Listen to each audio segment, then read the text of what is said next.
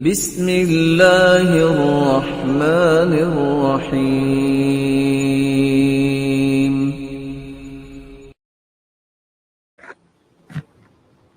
اللہ تعالیٰ نے سال کے اندر بہت سارے ایسے مواسم رکھے ہیں جن میں متقی اپنے تقوی کی تجارت کو فروغ دیتے ہیں اور مومن اپنے ایمان کی تجارت کو بڑھاتے ہیں۔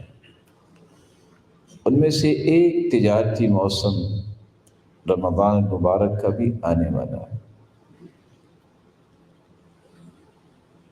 اس مہینے کے لیے رسول اللہ صلی اللہ علیہ وسلم نے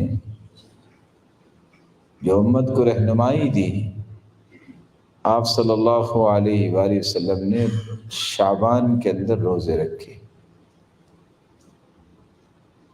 کیوں روزے رکھے؟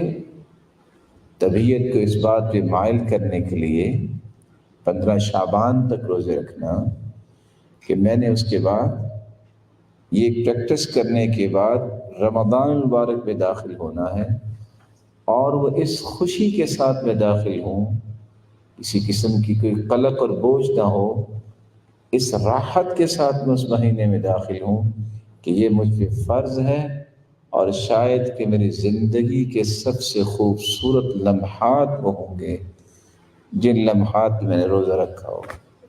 یا ایھا الانسان ما غرک بربک الکریم۔